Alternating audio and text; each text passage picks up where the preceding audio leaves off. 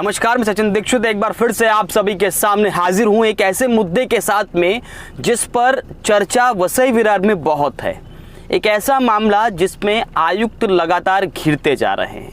वसई विरार महानगर पालिका के आयुक्त डी गंगाधरन पर इस पर आरोप भी लग रहे हैं। आरोप लगाने वाले कौन है वो जान लीजिए। प्रहार जनशक्ति पक्ष के पालघर जिले के प्रमुख, उन्होंने इसका मोर्चा खोल दिया। वो कौन सा विषय है, उस पूरे विषय की जानकारी हम आपको देते हैं, क्योंकि इस बीच में महानगर पालिका से एक प्रेस नोट जारी हुआ था। स्क्रीन पे आप तस्वीर देख रहे हैं, इसमें साफ तौर पे लिखा है महाराष्ट्र महानगर पालिका अधिनियम 1949 के अंतर्गत, उसमें धारा 244, 245 और 376 के अंतर्गत इन्होंने रेवेन्यू कैसे आए इसका पूरा इंतजाम किया। और उसके लिए जाहिरात अगर आप देंगे, यानी आउटडोर जो एडवर्टाइजमेंट होगा, उसके लिए आप देख रहे होंगे तमाम तरह के अलग अलग जगहों पर जहां पर आपको कर देना है या रेवेन्यू देना है, उसके आप मूल्य नजर आ रहे हैं। लेकिन सवाल ये उठता है कि क्या जो मूल्य निर्धारित किए गए हैं वो जायज़ हैं? महानगर पालिका मुंबई, थाना, मीरा भाईंदर और वसई विरार, इनमें अलग अलग जगह पर जिस तरह से रेवेन्यू लिया जाता है एडवर्टाइजमेंट, आउटडोर एडवर्टाइजमेंट का, उसके मुकाबले महानगर पालिका वसई विरार ने तो हद ही पार कर दी। 50 रुपए पर स्क्वायर फीट, यह बहुत बड़ा इशू अब बन चुका है। आइए हम बात करते हैं हितेश जादव से इस पूरे मामले पर कि किस प्रकार का मामला है और किस प्रकार वह आरोप कर रहे हैं आयुक्त पर। हितेश जी, सबसे पहले नमस्ते। हितेश जी, क्या मामला है इस पे आप जिस प्रकार से आक्रोश व्यक्त कर रहे हैं? एडवर्टाइजमेंट, जो आउटडोर एडवर्टाइजमेंट का मामला है, उसमें क्या हकीकत है? मामला ऐसा है कि कई सालों से सबसे पहली बात तो ये कि महापालिका रेवेन्यू होर्डिंग के मामले में ले नहीं रहे थे, ठीक है। फिर 2018 में विजास कंपनी को महापालिका ने टेंडर दिया, तो 2 करोड़ 40 लाख में टेंडर दिया महापालिका ने 6 साल के लिए, ठीक है। और 2 करोड़ 40 लाख में पूरा मीन्स उसमें दुकान के फ्लैक्स आए, रिक्शा पे फ्लैक्स आए, होर्डिंग आए, पोल क्लॉज आए, ऐसे सब तरीके के इस पे 2 करोड़ 40 लाख में उन्होंने टेंडर दिया। इधर के कोई राजनीति लोगों का उसमें पूरा संबंध था और उस वजह से वो टेंडर दिया गया था गलत तरीके से, बहुजन विकास अघाड़ी। तो उसके बाद में क्या हुआ, जब हमें पता चला कि 2 करोड़ 40 लाख में टेंडर ये गलत तरीके से दिया, इसमें रेवेन्यू महापालिका का पूरा उत्पन्न जितना ज़्यादा होना चाहिए वो नहीं हो रहा है, और गलत तरीके से उन्होंने बहुजन विकास अघाड़ी के संपर्क में जो विजास कंपनी है उनको दिया गया था।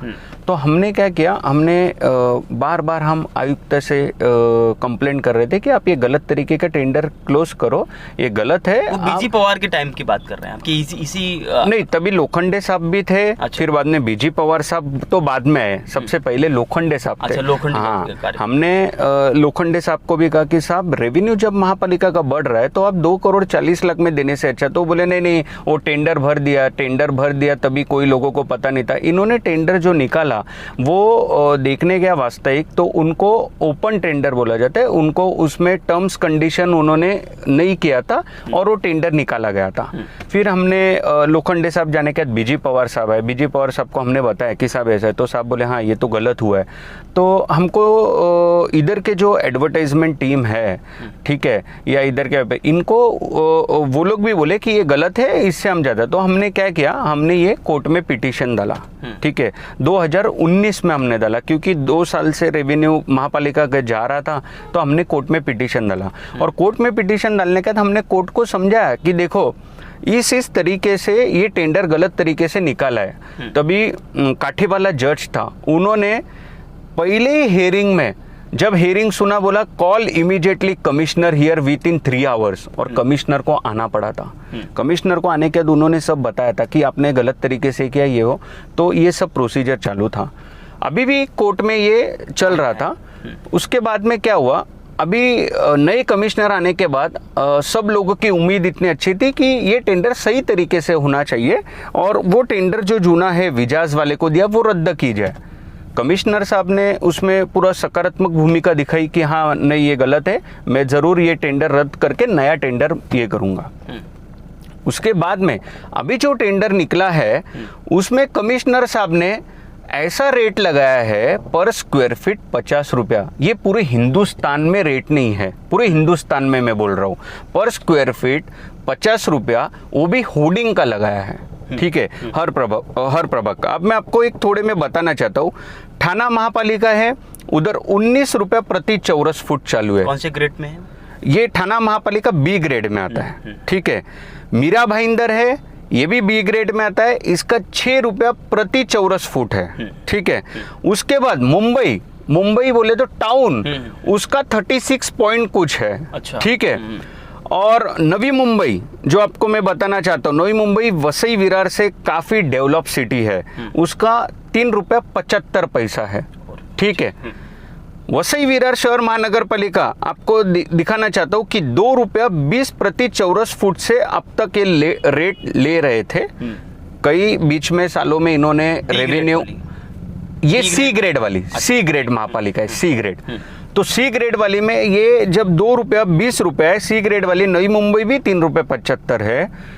तो हमने जब कमिश्नर साहब को आप कहा कि साहब आप 2 रुपये 20 पैसा है, उसको आप डबल कीजिए, ट्रिपल कीजिए, 4 टाइम्स कीजिए, 5 टाइम्स कीजिए, 6 टाइम्स करे, 7 टाइम्स करे, 8 टाइम्स करे, 10 टाइम्स करो आप, हमें उसका कुछ नहीं है। लेकिन आप जो 50 रुपए चौरस फुट जो लगाए, ये गलत तरीके से लगाए, क्योंकि मुझे अभी ऐसा लग रहा है कि आप दबाव में काम कर रहे हैं। क्योंकि ये टेंडर जब विजास को नहीं मिला गया, तो इसलिए मैंने साहब को कहा साहब आप, मुझे ऐसा लग रहा है कि आप ये दबाव में काम कर रहे हैं, क्योंकि आप 50 रुपए लेके इधर के जो एसोसिएशन वाले हैं, ये चीज को लेके वापस कोर्ट में जाएंगे, वापस इस पे स्थगिति आएगी, वापस यही हम 2 साल हम साहब यही कोर्ट में करते रहेंगे। इससे हो क्या रहा है, रेवेन्यू महापालिका का बढ़ नहीं रहा है। आयुक्त साहब का बोलना क्या है, अरे 50 रुपए में लेने तैयार है ना, रेवेन्यू बढ़ रहा है। मतलब सब रेवेन्यू बढ़ नहीं रहा है, 50 रुपए में कोई लेगा नहीं, और लिया उसके बाद समझो साल भर में अगर कोई छोड़ के चला गया तो बाद में ये वापस स्थगित हो जाएगा।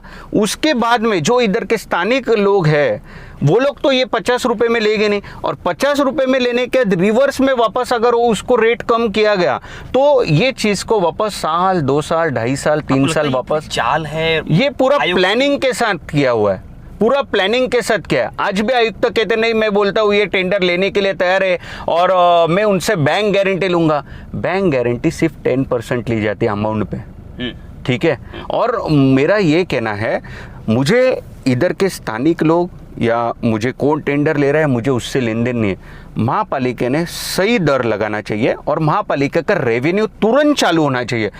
गए कितने सालों से महापालिका ये होर्डिंग के इसमें रेवेन्यू ले ही नहीं रहा है। पूरे वसई विरार में जितने भी होर्डिंग लग रहे ये पूरे इलीगल है। तो मेरा बोलना यही है, आप सही तरीके से टेंडर निकालो, due to process of law आप सब निकालो, ताकि महापालिका का रेवेन्यू चालू होगा और उससे महापालिका का उत्पन्न बढ़ेगा। और जो इधर जिसको भी टेंडर लेने का है, क्योंकि ओपन टेंडर है, कोई भी ले सकता है, लेकिन मेरा पूरा इसमें आयुक्त साहब पे मैं पूरा बोलना चाहता हूँ कि ये सब पूरा प्लानिंग के साथ गलत तरीके से ये टेंडर निकाला जा रहा है। अगर ऐसा ही चलता रहा तो, और जिस तरह का मामला है, आयुक्त ने इसको घोषित कर दिया है, वो इतनी जल्दी वापस लेंगे नहीं। जिस तरह से वो अड़ियल एक प्रकार से कहा जाता है कि गंगाधरन जी जो कह देते हैं उसके बाद कोई चीज वापस ले बड़ा मुश्किल हो जाता है। तो इस तरह के मामले में अगर यही चलता रहा तो आप क्या करेंगे? नहीं, ये आप लोगों को मैं बोलना चाहता हूँ, ये पूरी गलत आप बोल रहे हो। उसका कारण ऐसा है, आपने जो बताया कि आयुक्त जब बोल देते वो कर देते, ये आपने सही बोला, लेकिन आपको बताया रहेगा बीच में कितने ठेकेदारों को निकाला गया था।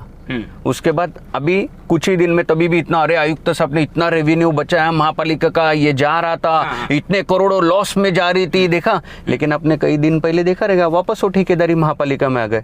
तो मुझे लगता है ये आयुक्त साहब है ना, बैनर पे दिखने का काम कर रहे हैं, मुझे तो ऐसा लग रहा है इसमें। मतलब कहीं ना कहीं आयुक्त आप आए थे सिंगम की तरह, लेकिन अब धीरे धीरे चिंगम बनते जा रहे हैं। नहीं, सिंगम बिंगम कुछ नहीं है, मुझे भी ऐसा लगा था। मैं आयुक्त साहब का आदर करता हूँ, लेकिन आयुक्त साहब अभी जो ये कर रहे, सिर्फ घोषणा बोलते हैं ना, ये राजकीय लोग घोषणा करेंगे तो हम समझ सकते, लेकिन ये ऐसे IAS अधिकारी अगर घोषणा करके वापस ये रिटर्न लेके ये टेंडर को वापस ये कैंसिल करना पड़ा, तो ये पूरा गलत है।